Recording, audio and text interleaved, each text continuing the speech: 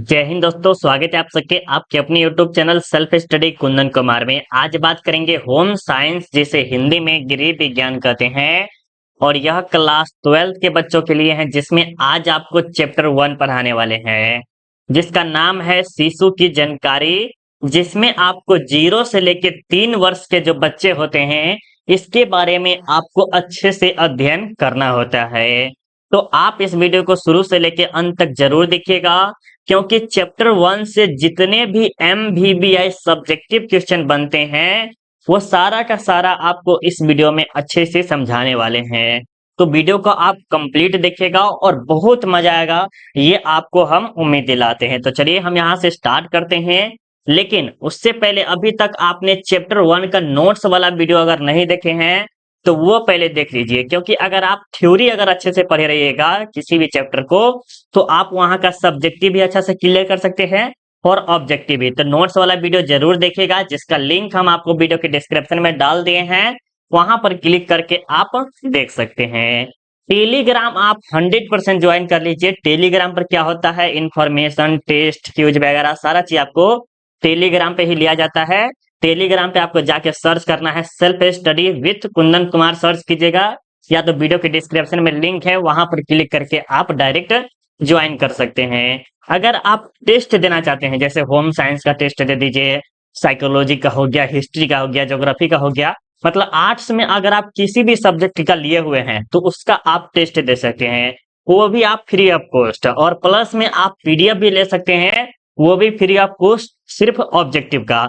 तो आपको क्या करना है, सिंपली आपको गूगल पे जाना है और वहां पर सर्च करना है सेल्फ स्टडी कुंदन कुमार। हम लास्ट में आपको बता भी देंगे कि कैसे आप सर्च करके प्राप्त कर सकते हैं। लेकिन वहीं पर अगर आप पेड ग्रुप ज्वाइन करते हैं, जहां पर आपको सब्जेक्टिव, ऑब्जेक्टिव, नोट्स, इसमें question bank, model paper, guess किया हुआ MVBI सब्जेक्टिव, ये सारा का सारा चीज आपको पेड ग्रुप में मिलेगा। तो पेड ग्रुप ज्वाइन करने के लिए आप हमें इस नंबर पे या इस नंबर पे कॉल करके ज्वाइन कर सकते हैं। उसके लिए आपको कुछ पैसा लगेगा, उसके बाद आप पेड ग्रुप ज्वाइन कर सकते हैं। लेकिन फ्री में आपको टेस्ट और PDF फ्री में मिलेगा ऑब्जेक्टिव का। तो गूगल पे जाके सर्च जरूर कीजिएगा, ठीक है। चलिए अब हम यहाँ से क्लास स्टार्ट करते हैं। क्लास बहुत ही ज्यादा इंपॉर्टेंट है, तो अभी ही आप वीडियो को क्या कीजिए, लाइक कर दीजिए और अपने दोस्तों को एक बार जम के शेयर कर दीजिए, जो होम साइंस सब्जेक्ट लिए हुए हैं। तो प्लीज एक बार आपका कर्तव्य है, शेयर जरूर कर दीजिएगा, ठीक है। चलिए अब हम यहाँ से क्लास स्टार्ट करें। बहुत ही अच्छे से हम आपको समझाएंगे और आपको समझ में भी आएगा। प्रश्न नंबर 1 में क्या करा है कि बालकों में पाया जाने वाला भाषा दोष है। देखिए, अगर आपने गेस किया होगा, जो छोटा छोटा बच्चा रहता है, जैसे 2 साल का होता है, कोई 1 साल का होता है, कोई 2.5 साल का होता है, ठीक है। 2.5 साल का बच्चा होता है, उसका क्या होता है, वो मतलब कि जैसे होता है ना कि उच्चारण में कभी गलत बोल देता है, वो जो बोलना चाहिए कुछ और अब बोल देता है कुछ और। तो आपको भी मजा आता होगा, यदि गेस किए होंगे आपने आपने क्या क्या गेस किया होगा कि मजा आता है, ले ले ले बाबू बाबू करते हैं, तो वो क्या करता है कि हंसने लगता है, तो उसे मजा आता है ना। तो यही में उत्तर में आपको लिखना है कि बालकों में निम्नलिखित दोष होते हैं, या बालकों में निम्नलिखित दोष पाए जाते हैं। यहाँ पर पॉइंट ऐसे बना लीजिएगा, आपके लिए बेस्ट रहेगा, क्योंकि 1-2 देने से आपको नंबर थोड़ा सा कट भी सकता है, ठीक है। तो सबसे पहले देना है कि उच्चारण दोष क्या है। यहाँ पर दोष लिख लीजिए, है उच्चारण दोष। जैसे अच्छा से उच्चारण नहीं कर सकते हैं, जैसे मामा बोलना चाहिए, ठीक है, मामा मामा मामा ऐसे बोलता है, ठीक है। थोड़ा सा शब्द में कुछ ना कुछ रंग ही बोलते हैं, मतलब खराब ही बोलते हैं, शुद्ध नहीं उच्चारण पड़ता है, ठीक है। वाणी विकार दोष ये भी होता है। वाक्य संरचना में दोष, जो शब्द अच्छा से बोलना चाहिए वो नहीं बोल पाते, ठीक है। अर्थ विकार, जो अर्थ को इसको अच्छे से स्पष्ट बोलना चाहिए वो नहीं बोल पाते हैं। तो प्रश्न कैसा लगा जरूर कमेंट करके बताइएगा, ठीक है। चलिए, ये प्रश्न आपको अच्छे से समझ में आया होगा, मुझे पूरा उम्मीद है। अब चलिए सेकेंड और प्रश्न में क्या करा है। सेकेंड और प्रश्न जो है आपके बोर्ड एग्जाम के लिए बहुत ज्यादा इंपॉर्टेंट है। यहाँ पर कह रहा है कि आहार आयोजन को प्रभावित करने वाले कारक। आहार मतलब जो होता है, आपको ये याद रखना है, तो ये होता है भोजन, ठीक है। अगर दूसरे शब्द में बोले तो क्या होता है, भोजन होता है। तो भोजन को प्रभावित करने वाले कौन कौन से कारक हो सकते हैं। तो यहाँ पर कह रहा है कि आहार आयोजन को प्रभावित करने वाले निम्नलिखित कारण हैं। सबसे पहले है परिवार के सदस्यों की संख्या। मान लीजिए अगर आप खाना वगैरह बना रहे हैं और एक आदमी है, तो वो ज्यादा आदमी नहीं सोचेगा कि हाँ चलो कुछ भी खा के टाइम पास कर लेते हैं। लेकिन वही सोचिए कि परिवार में अगर 9 लोग हैं, 10 लोग हैं, 6 लोग हैं, 7 लोग हैं, तो वो क्या करेंगे, उस परिवार में अच्छा अच्छा खाना बनेगा। क्या बनेगा? अच्छा अच्छा खाना बनेगा। और वो बहुत डिजाइन डिजाइन का कलर का, मतलब कह सकते हैं खाना बनेगा, कहीं दाल भात चावल, ये मछली उछली फलना चीज सब चीज बनेगा। ये परिवार पर डिपेंड करता है। दूसरा जो है आयु, मतलब कि कितना साल का है, ये भी डिपेंड करता है कि वो कितना एज के हैं। जैसे मान लीजिए कोई होगा 50 साल, और कोई होगा 20 साल, कोई भी होगा 10 साल, कोई होगा 5 साल। तो 5 साल का जो बच्चा है वो कम भोजन करेगा, और ये 10 साल का बच्चा है वो भी थोड़ा ज्यादा करेगा। फिर उसे 20 साल का है तो उसे भी ज्यादा करेगा, 50 साल का है तो ये भी बराबर में करेगा। तो इस तरह से क्या है, आयु पे भी डिपेंड करता है। लिंग पे तो ज्यादा खासकर डिपेंड नहीं करता है, लड़का लड़की एक ही बात है, राइट। शारीरिक आकार, अब शारीरिक आकार में कैसे कर सकते हैं, जो 5 साल का बच्चा है वो बहुत खाता है 20 साल की एज के कंपेयर में। कैसे? क्योंकि इसका शरीर बहुत बड़ा है, मोटापना हो गया है, और ये पतला है, 20 साल का है लेकिन एकदम ख्योटी जैसा है। तो क्या ये बहुत कम खाना खाएंगे और ये ज्यादा खाएंगे, तो शरीर पे भी बहुत ज्यादा डिपेंड करता है। और सबसे ज्यादा जो है रुचि, अगर आप खाना बना रहे हैं और अगर आपको वो खाने ही नहीं पसंद है तो क्या ये खाइएगा? बोलिएगा सर हम क्या खाएंगे, हम इतने भी मूर्ख नहीं है। बलजोरी हम खाएंगे तो खाएंगे थोड़ा सा खाएंगे। जैसे मेरा भोजन खाने का जो है इतना खाने का है, तो हम कितना खाएंगे, इतना खाएंगे। क्यों? क्योंकि ये मुझे अच्छा नहीं लग रहा है, इसमें रुचि नहीं है, अच्छे नहीं लग रहा है तो हम क्यों खाएंगे, राइट। ये आपका हो गया। सबसे पहले धर्म, धर्म में थोड़ा सा डिपेंड नहीं रखता, बट इस पे भी लिख सकते हैं। मौसम व जलवायु, अगर आपने देखा होगा कि ठंडी के जब मौसम रहता है तो उसमें आप पानी कम पीते हैं। क्यों? क्योंकि उस समय ठंडा मौसम होता है। और गर्मी के मौसम जो कि अभी आप चल रहा है, तो इसमें क्या करते हैं, आप पानी बहुत ज्यादा पीते हैं। तो ये मौसम पे भी डिपेंड करता है। व्यवसाय, अगर आप किस तरह से आप बिजनेस करते हैं, किस तरह से आपका आमदनी आ रहा है, इस पे भी जरूरत है। आदत, आपका किस टाइम कितना बजे खाते हैं, ये टाइम भी आप पे डिपेंड करता है, ठीक है। तो ये सारा चीज आपके 5 नंबर आपके बोर्ड एग्जाम में लाने वाला है। जरूर आपको सेकेंड नंबर प्रश्न भी बहुत ही अच्छे से समझ में आ गया होगा, मुझे पूरा विश्वास है। अगर आपको समझ में आ रहा है प्यारे, तो प्लीज एक बार लाइक कर दीजिएगा। आपका एक लाइक मुझे और ज्यादा मोटिवेट करता है, ठीक है। अब 3 नंबर प्रश्न को देखने से पहले बच्चे बोलेंगे कि सर मुझे ऑब्जेक्टिव पढ़ना हो या सब्जेक्टिव पढ़ना हो या टेस्ट देना हो तो हम कैसे देंगे। तो देखिए, अगर आपको ऑब्जेक्टिव पढ़ना हो या सब्जेक्टिव पढ़ना हो तो कुछ नहीं करना है, ठीक है। आपको सिंपली क्या करना है, गूगल पे आना है, और गूगल पे आपको सर्च करना है सेल्फ स्टडी, जो आपका चैनल है, ठीक है। आप ही का चैनल है self study Kundan Kumar, search कीजिएगा। उसके जस्ट नीचे आइएगा तो self study Kundan Kumar study material and education हो जाएगा। इस पे भी क्लिक कर सकते हैं, या तो इस पे। अगर आप ऑनलाइन टेस्ट देना चाहते हैं तो ऑनलाइन टेस्ट पे क्लिक कीजिए। अब देखिए, हिस्ट्री चैप्टर 2 का है टेस्ट। यहाँ पर जितने भी जो सारा सारा पूरा का पूरा टेस्ट मिलेगा।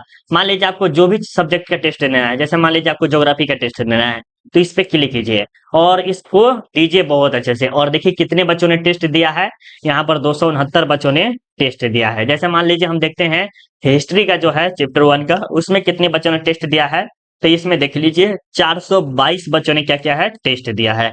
इसी तरह से आप सभी सब्जेक्ट का टेस्ट दे सकते हैं। अगर आपको ऑब्जेक्टिव पढ़ना है तो सेल्फ स्टडी कुंदन कुमार दिखाई दे रहा है, इस पे क्लिक करना है, ठीक है। उसके बाद आपको जस्ट नीचे आना है और यहाँ पर दिखिएगा कि आपको Hindi, English, history, geography, sociology, political science, ये सब मिलेगा। लेकिन अगर आप सर्च करके पढ़ना चाहते हैं तो यहाँ पर सर्च कीजिए, और जो चीज सर्च कीजिएगा वो चीज का पीडीएफ आ जाएगा। जैसे होम साइंस हम सर्च करते हैं, होम साइंस, ठीक है, तो वो आपका पीडीएफ यहाँ पर आ जाएगा। हम आपको दिखाते हैं, यहाँ पर देखिए होम साइंस का आप सबके लिए पीडीएफ डाला हुआ है, और इसे आप जाके अच्छा खासा पढ़ सकते हैं। ये आपके लिए MVVI सब्जेक्टिव है, उसे आप जरूर रट लीजिएगा, ठीक है। चलिए, अब हम आपको बता दिए हैं, ज्यादा बोलेंगे तो सर कहिएगा क्या आप ज्यादा टाइम ले रहे हो उसमें। तो आप जाके एक बार जरूर सर्च कीजिएगा, या तो वीडियो के डिस्क्रिप्शन में भी लिंक उसका डाल दिए हैं, ठीक है। अब यहाँ पर क्या कर रहा है कि नवजात शिशु को जन्म के बाद की आवश्यकताओं का वर्णन करें। देखिए क्या कर रहा है कि जो बच्चा जन्म लेता है, क्या करता है, जो बच्चा जन्म लेता है, वो गर्भ की बात नहीं बोला जा रहा है। नवजात शिशु जब जन्म लेने के बाद, मतलब कि जब बच्चा जन्म ले लेता है उसके बाद उसे क्या क्या चीज की जरूरत होती है। तो कहा जा रहा है कि नवजात शिशु को जन्म के बाद निम्नलिखित आवश्यकताएं होती है या जरूरत होती है। सबसे पहले पॉइंट नंबर 1 में है वायु। वायु मतलब क्या होता है, हवा कह सकते हैं। क्या कह सकते हैं, हवा, जो कि बच्चे के लिए, जवान के लिए, बूढ़े के लिए, सबके लिए जरूरत है। क्या है, सबके लिए जरूरत है। क्यों रखे हैं ये, क्योंकि सजीव रखने के लिए, जीवित रखने के लिए ये जरूरत है, ठीक है। दूसरा पॉइंट में आप लिख दीजिएगा गर्माहट। गर्माहट में क्या होता है, बालक को सुखाने के लिए जब बच्चा जन्म लेता है तो उसे देखिएगा, तो अगर पहले तो गांव में ही मतलब बच्चा जन्म हो जाता था, लेकिन अब जो है हॉस्पिटल वगैरह में जाकर ये फलना चिलना होता है। लेकिन उस समय जब गांव में था तो क्या था, कपड़ा से गर्माहट करता था, कपड़ा उपड़ा ऐसे करके उसे सुखाया जाता था, बढ़िया सा रगड़ उगड़ कर उसे साफ किया जाता था, एक तरह से कह सकते हैं। ठीक है। तीसरा पॉइंट में जो है स्वपन पान, ठीक है, मतलब कि इसे दूध पिलाना एक तरह से हो सकता है, ये कह सकते हैं उसे उचित दूध पिलाना, उचित देखभाल, और उस बच्चे को जो है क्या भी रो रहा है कि नहीं रो रहा है, इन सभी का देखभाल उसे अच्छे तरह से करना होगा। संक्रमण रोग से बचाव के लिए टीकाकरण, मतलब कि उसे कुछ न कुछ 2 या 3 महीना में कुछ न महीना महीना पर होता है टीका, ये आप सबको पता होगा, मुझे इतना नहीं पता कि कितना महीना पर होता है, बट बच्चे को दिया जाता है टीका, किसके लिए, संक्रमण रोग से बचने के लिए, मतलब बीमारी से एक तरह से कह सकते हैं, उससे बचने के लिए उसे दिया जाता है। और ये प्रश्न आपके बोर्ड एग्जाम के लिए MVV से कम नहीं है मेरे प्यारे बच्चों, तो जरूर आप इसे अच्छे से नोट कर लीजिएगा। ठीक है। अब देखिए क्या करा है कि बच्चे में असमर्थता के कारण, देखिए बच्चे में असमर्थता के निम्नलिखित कारण है। सबसे पहले असमर्थता का अर्थ क्या होता है, ऐसा अंग जो काम नहीं करता हो, या ऐसा कोई चीज जो बच्चा का काम वगैरह नहीं करता हो। तो यहाँ पर कह रहा है कि शरीर के किसी अंग का प्रमुख कारण क्षतिग्रस्त हो जाना। अगर देखे होंगे बच्चा जब जन्म लेता है तो उसका पाँव जो है, हाथ होता है, आंख होता है, कुछ ना कुछ, अगर बहुत बच्चे के तो नहीं होता है, 100 बच्चे में से कह सकते हैं 5 बच्चा का केस जो होता है, उस बच्चे का जो शारीरिक लक्षण होता है वो कुछ ना कुछ खराब रहता है। ठीक है। किसी कार्य को करने में असमर्थ रहता है। मान लीजिए एक बच्चा फिट फाट जन्म लिया है बढ़िया से, लेकिन उसके अंदर कुछ ना कुछ अवगुण आ जाता है। ठीक है, याद रखिएगा। विकलांगता अर्थात शरीर का कोई अंग पूर्ण न होना। अगर आप देखे होंगे, अगर किसी गांव में, अगर देख लीजिए, एक एग्जाम्पल हम आपको दे देते हैं, जापान। ठीक है। जापान, जहां पर 1945 में यहाँ पर परमाणु बम गिराया गया था, तो जापान का ऐसा हालत हो गया था कि कम से कम 3-4 साल कह सकते हैं कि यहाँ पर जो बच्चे जन्म लेते थे ना, लूल लांगर जन्म लेते थे, मतलब कि इसका कोई ना कोई अंग क्षतिग्रस्त रहता था, मतलब वो पूरा नहीं रहता था, एक तरह से कह सकते हैं। यही प्रश्न है, जरूर आपको अच्छे से समझ में आ गया होगा, मुझे पूरा विश्वास है। ठीक है। देखिए हम आपको समझाने की कोशिश कर रहे हैं। ठीक है। और आपको हम उम्मीद दिलाते हैं कि आपको समझ में आ रहा होगा, हमें ऐसा तो भरोसा है कि आपको समझ में आ रहा है, बाकी आप जैसा इच्छा करिएगा वैसा ही। 6 नंबर देखिए क्या करें कि गर्भवती महिलाओं के भोजन में लोहा होना आवश्यक क्यों है। अब लोहा शब्द का प्रयोग क्यों किया गया, किसके लिए, गर्भवती, जो महिला प्रेग्नेंट है। ठीक है, क्या है, जो महिला प्रेग्नेंट है उसको लोहा क्यों कहा गया भोजन के मामला में। तो देखिए क्या उत्तर आपको देना है। तो गर्भवती महिलाओं के, देखिए थोड़ा सा इसका जो क्वालिटी है 480 कर लीजिएगा, इसका थोड़ा सा आज बनाने का जो तरीका है उल्टा हो गया है, बट आप 480 पे कर लीजिएगा तो आपको क्वालिटी ये बढ़िया दिखाई देगा। ठीक है, तो थोड़ा सा कर लीजिएगा, आपके लिए अच्छा रहेगा।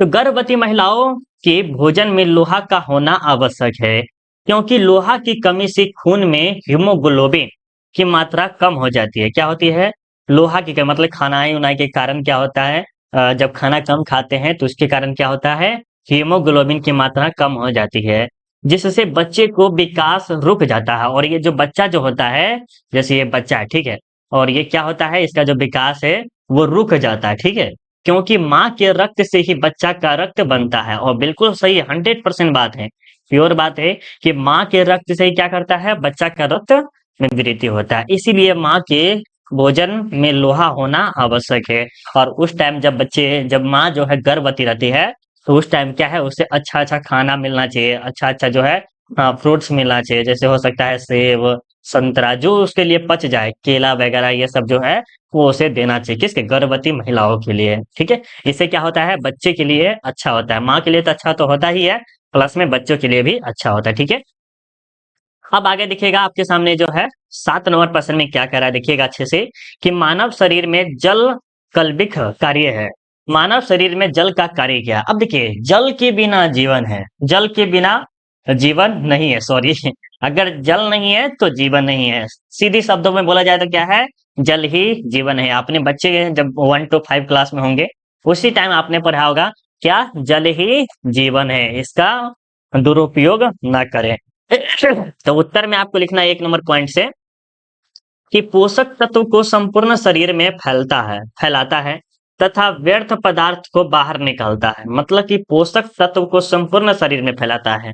जैसे कई खाना ना खाते हैं और उसके बाद पानी पीते हैं, तो वो क्या करता है, वो कुछ ऐसा तत्व को मतलब कि ऐसा अंग को भेजता है जिससे शरीर में वृद्धि होती है, और बाकी को क्या करते हैं, व्यर्थ पदार्थ को वो बाहर निकाल देते हैं, जिसे आप मूत्राशय और टट्टी के नाम से भी जानते होंगे, इसके मध्य से खत्म हो जाता है। ठीक है, आगे चलिए।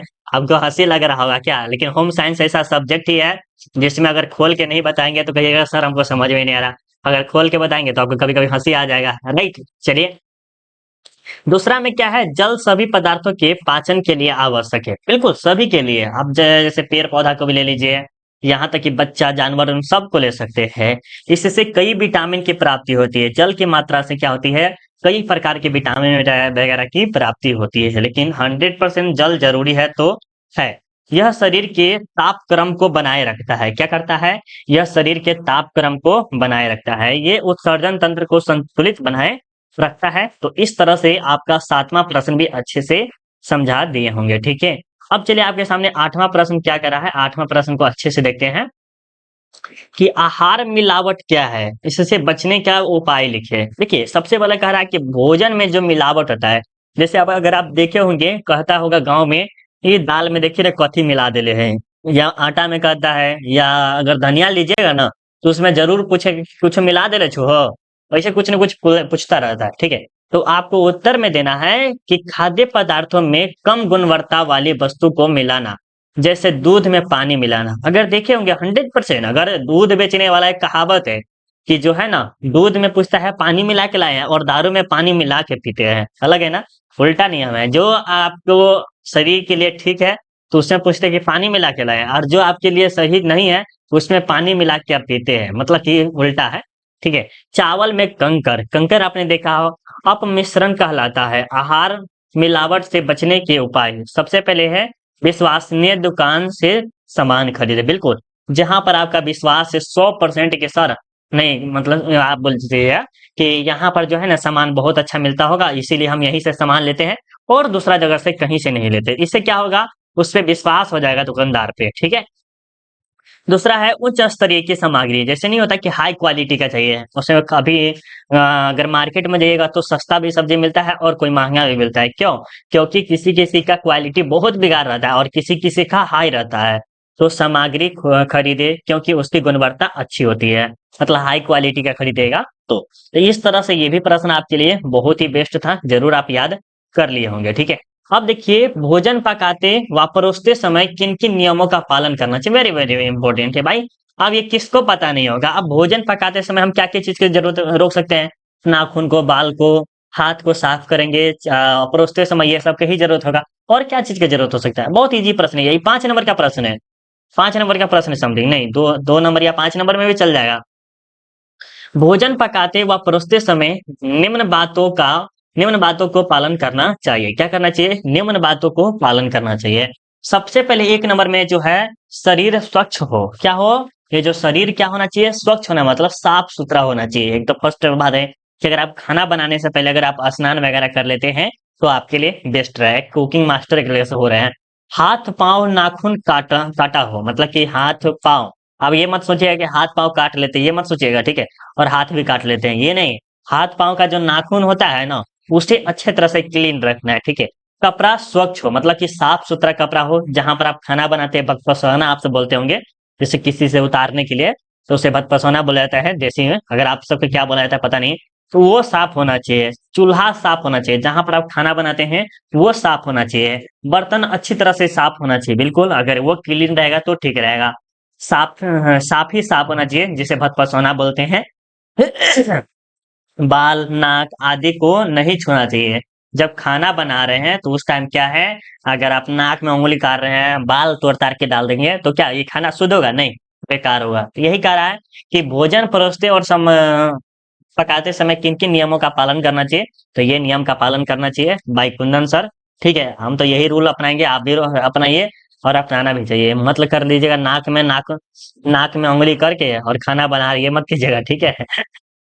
चलिए, अब देखिए 10 नंबर में क्या करा है कि बच्चों की पोशाक पोशाक खरीदते समय आप किन किन बातों पर ध्यान देंगे। ठीक है, पोशाक मतलब कि जैसे कपड़ा उपड़ा जानते हैं, ड्रेस, वो खरीदते समय क्या क्या बातों पर ध्यान रखेंगे। तो देखिए, बच्चों का पोशाक खरीदते समय हमें निम्न बातों को ध्यान में रखना चाहिए।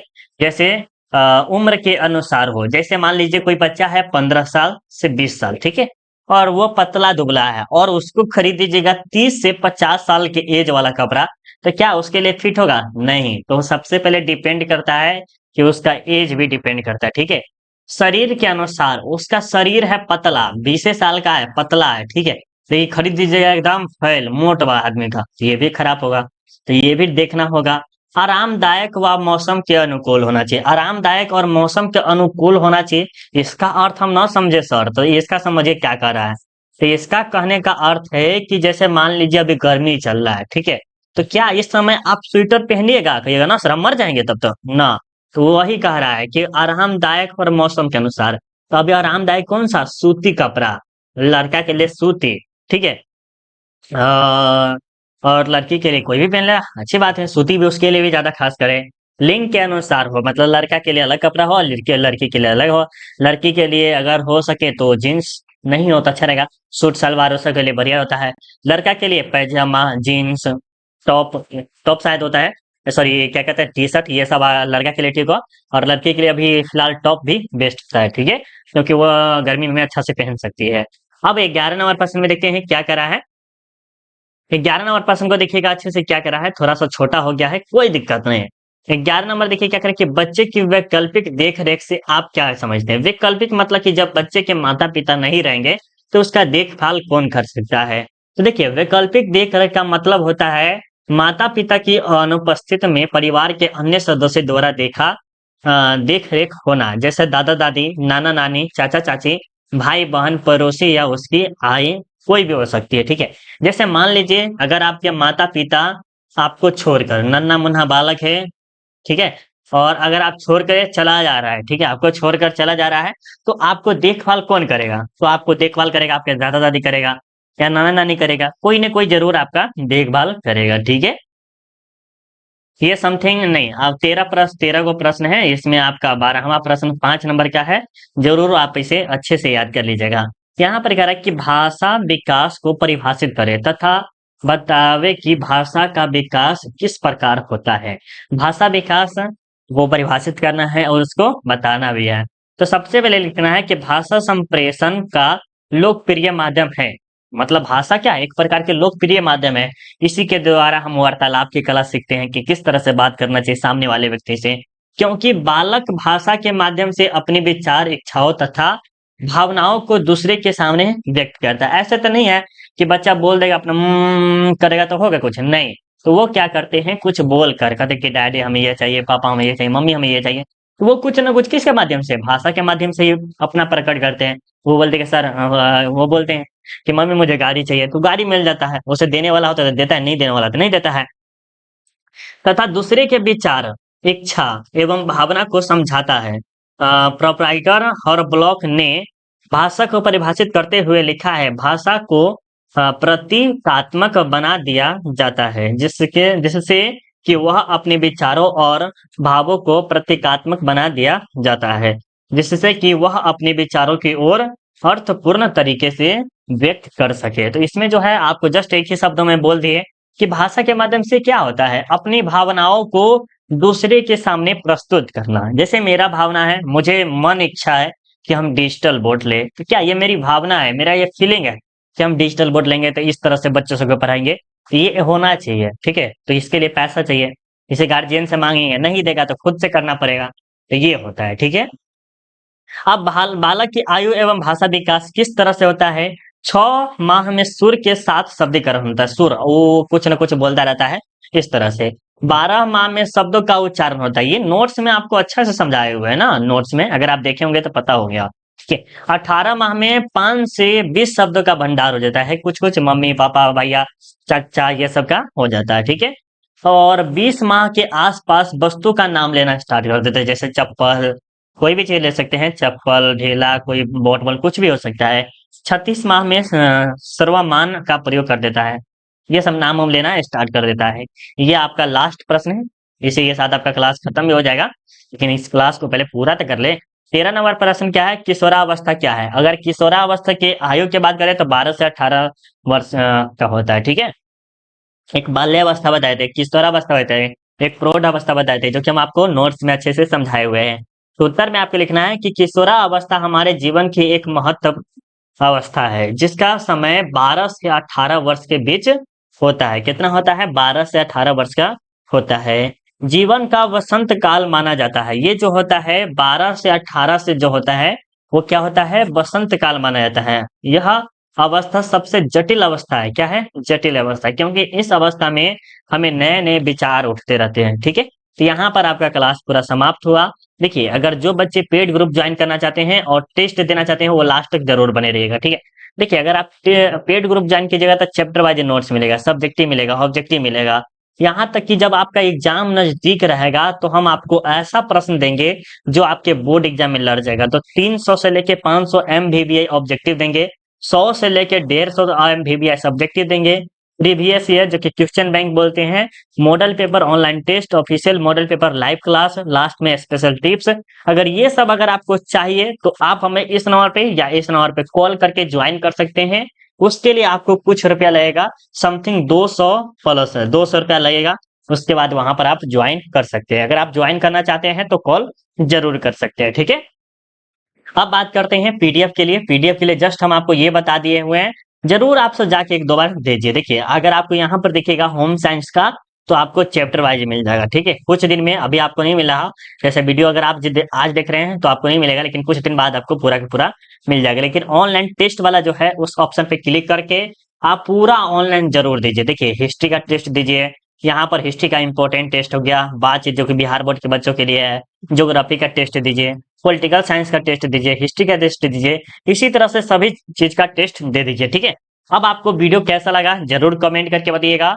अब आपको ऑब्जेक्टिव क्वेश्चन का क्लास कराने वाले हैं, जिसका लिंक हम आपको वीडियो के डिस्क्रिप्शन में डाल दिए हैं। टेस्ट का भी लिंक वीडियो के डिस्क्रिप्शन में। चलिए अब मिलते हैं अगले वीडियो में। अभी के लिए बाय बाय, जय हिंद, जय भारत।